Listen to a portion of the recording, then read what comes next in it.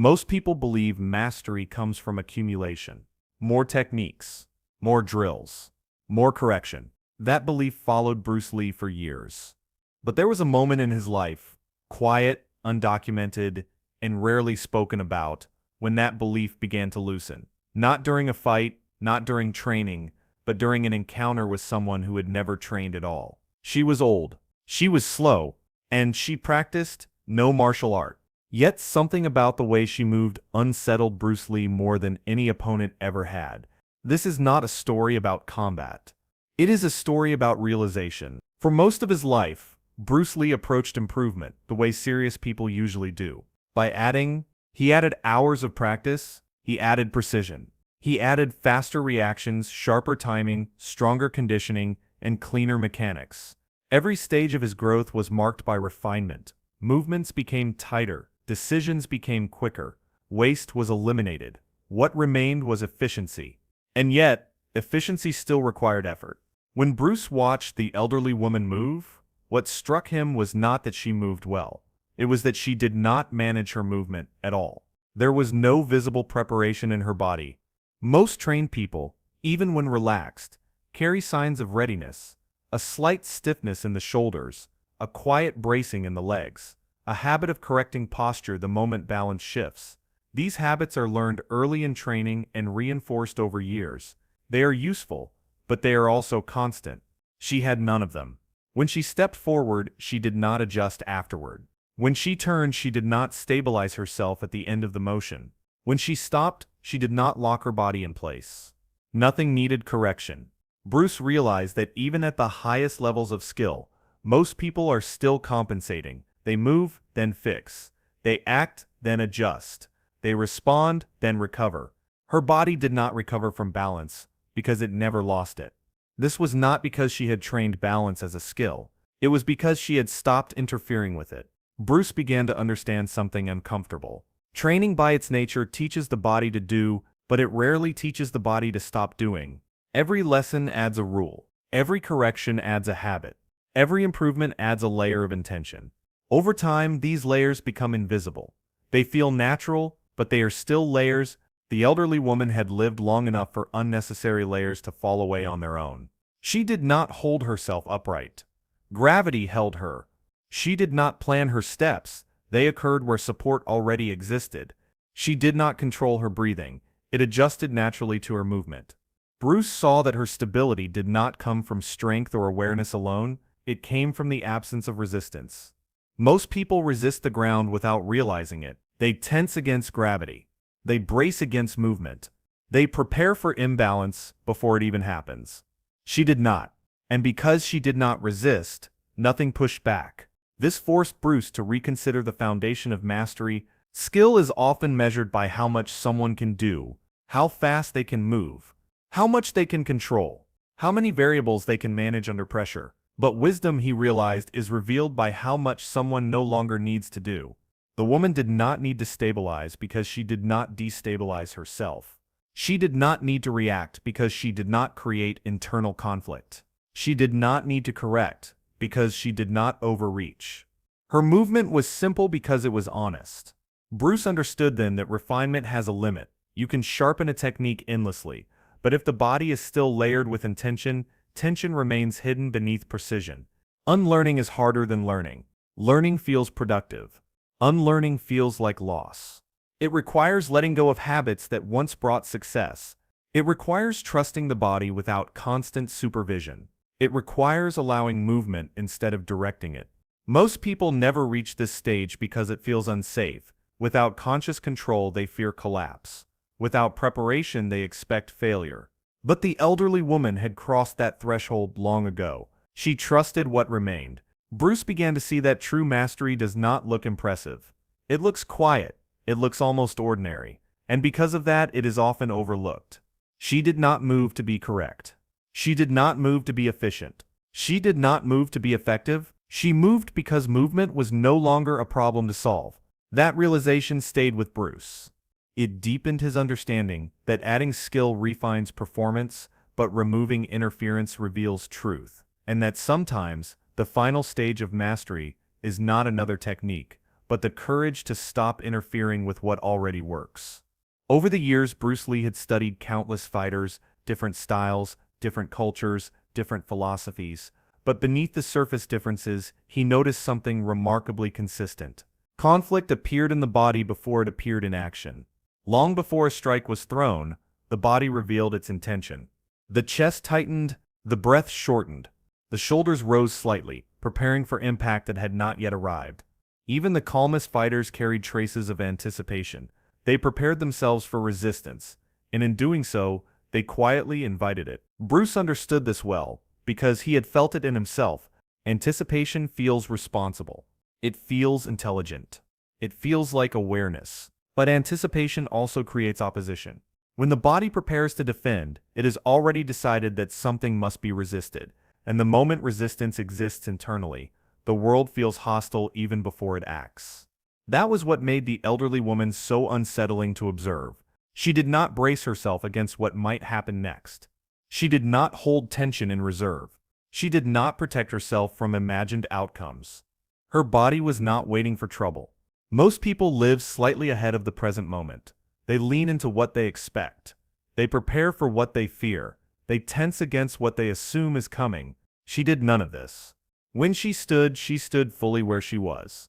When she moved only as much as the situation required. When she stopped without holding the moment in place. Bruce realized that this absence of anticipation was not ignorance. It was clarity. She was not unaware of the world. She was simply not fighting it in advance. In martial arts training, fighters are taught to read intention, to notice subtle shifts, to sense danger before it arrives. This skill saves lives. But Bruce saw how easily it turns into a habit of constant readiness. Constant readiness becomes constant tension. The body begins to live in defense mode. Muscles stay half engaged. Breathing becomes shallow. Movement becomes guarded. Over time, the fighter feels alert, but the body is never truly at rest. The elderly woman did not carry this burden. Her body was neutral. Neutral does not mean weak. Neutral does not mean slow. Neutral means unopposed. Bruce noticed that nothing around her escalated. People did not step around her cautiously. Children did not bounce off her unpredictably. Space seemed to arrange itself naturally as she moved through it. This was not coincidence. Bruce began to understand that confrontation often requires two participants, not two people, but two opposing forces. When someone resists internally, they broadcast tension outward. Others feel it instinctively. Voices harden, movements sharpen, situations tighten. Conflict feeds on readiness. But when internal resistance is absent, there is nothing for conflict to attach to. The woman did not challenge space. She did not claim territory. She did not defend her presence. She simply occupied her place without argument. Bruce realized that many confrontations are not caused by circumstances, but by the body's refusal to accept uncertainty. The moment the body braces against what might happen, it loses flexibility. Reaction becomes mandatory. Reaction is expensive. It costs time. It costs energy. It narrows perception. The woman did not react because she did not need to. Her body accepted reality as it unfolded, not as it was imagined. Bruce had always taught that speed matters. But now he saw that speed is often required only because tension exists first. When the body is already resisting, movement must be fast to compensate. Without resistance, urgency disappears. The woman's movements were slow, but they were never late. She did not arrive after the moment passed. She did not rush to catch up. She met each moment exactly where it was. Bruce understood that this was alignment. Alignment is not strategy. It is not planning. It is not positioning oneself advantageously. Alignment means the body agrees with reality instead of negotiating with it. When the body agrees, force has no friction. When force has no friction, it dissipates. Bruce realized that this was the highest form of defense, not blocking, not countering, not evading at the last second, but being so internally settled that attack never fully forms. This does not mean danger disappears. It means danger loses momentum. Most people escalate situations by tensing first. Words sharpen. Gestures tighten. The body signals threat long before action occurs. The elderly woman signaled nothing, and because she signaled nothing, nothing escalated. Bruce saw that true safety is not created by preparation alone. It is created by harmony between the body and the present moment. Preparation assumes opposition. Alignment dissolves it. This insight changed how Bruce thought about conflict, not only in combat, but in life. Arguments begin in posture. Fear begins in breath. Struggle begins in anticipation. When the body stops fighting tomorrow, today becomes manageable. The woman never practiced defense. Yet she lived in a way that made defense unnecessary. Bruce understood then that mastery is not about being ready for every threat. It is about removing the internal conditions that give threats power. And sometimes, the safest body is not the most prepared one, but the one that has nothing to prove, nothing to resist, and nowhere else it needs to be. For most of his life, Bruce Lee taught effectiveness. He taught people how to strike cleanly, move efficiently, conserve energy, and achieve results with minimal waste. Effectiveness was practical. It could be measured. It could be demonstrated. A technique either worked or it didn't set. But as Bruce watched the elderly woman move, he realized that effectiveness still carries a hidden burden. It assumes an outcome. To be effective means there is something to achieve, a goal to reach, a result to secure, a situation to overcome. Even the most refined technique still aims at success. The woman moved without any of this. She did not move to accomplish something. She did not move to avoid something. She did not move to arrive anywhere else. Her movement happened because movement was simply the natural response to the moment she was in. Bruce saw that nothing in her body was leaning toward an outcome. Most trained people, even when relaxed, are slightly oriented toward success. Their movement carries direction before action. There is always a quiet question underneath. Will this work? That question shapes behavior. The woman did not ask it. She did not calculate distance. She did not manage timing. She did not weigh options. Not because she lacked awareness, but because awareness was already complete. Bruce began to understand the difference between effectiveness and inevitability. Effectiveness depends on conditions. It succeeds when variables align. It fails when they don't set. Inevitability does not depend on conditions. It unfolds because nothing interferes with it. The woman did not force movement into the world. She allowed movement to arise from it. When she stepped, her foot landed exactly where support already existed. When she turned, her body followed the simplest path available. When she paused, nothing in her resisted the pause. Her actions did not push against circumstances. They agreed with them. Bruce realized that this was why her movement felt unavoidable, not fast, not powerful, but unquestionable. Nothing needed correction. Nothing needed adjustment. Nothing needed justification.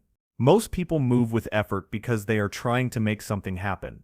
Their bodies express desire, fear, urgency, or intention. These inner pressures distort movement before it begins. The woman carried no pressure. Because she expected nothing. Nothing resisted her. Bruce understood then why she never practiced martial art. Martial art exists to manage conflict. It teaches how to prevail when opposition is present. It trains the body to succeed under resistance. But she lived in a way where resistance rarely formed, not because the world was gentle, but because she did not meet it with force. Bruce had always taught that the best fighters do not clash head-on. Now he saw something deeper. The highest state is not to avoid collision, but to live so aligned that collision has no reason to occur. Her movement did not announce itself. It did not challenge space. It did not invite reaction. It was simply appropriate. Bruce noticed that when movement stops trying to be effective, it stops negotiating with reality. There is no internal debate, no hesitation, no correction mid-action. Action flows not because it is optimized, but because it is unopposed. This was inevitability. Not the inevitability of domination, but the inevitability of truth expressing itself without obstruction. Bruce reflected on how often people chase effectiveness in life, not just in combat. They try to say the right thing, choose the right moment, win the exchange, prove the point. This constant effort creates friction. The woman created none. Her presence did not demand agreement. Her movement did not demand space. Her existence did not demand acknowledgement. And because she demanded nothing, everything adjusted naturally. Bruce realized that the pursuit of effectiveness often hides insecurity. The need to succeed implies the fear of failing. The need to prove implies the fear of being dismissed. The woman carried neither. Her movement did not succeed or fail. It simply occurred. This insight subtly reshaped Bruce Sepp's thinking. He spoke less about overpowering opponents and more about dissolving situations. He emphasized simplicity over complexity. He reminded students that the goal is not to dominate force, but to remove the need for it.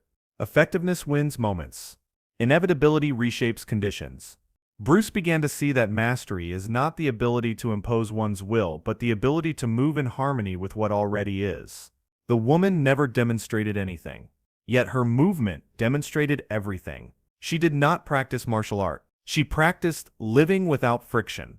And Bruce understood that when movement stops trying to be effective, it stops competing with reality. And what remains cannot be avoided, challenged, or defeated. It simply happens. Bruce Lee never spoke of her in interviews. There was nothing dramatic to explain, nothing to prove. But from that encounter onward, his understanding shifted not toward more technique, but toward less interference, not toward stronger control, but toward deeper agreement with the moment. The woman never taught him a method. She never offered instruction. She never claimed insight. She simply lived in a way that required no resistance. And sometimes, the lesson that stays the longest is not the one that sharpens you, but the one that reminds you what you no longer need.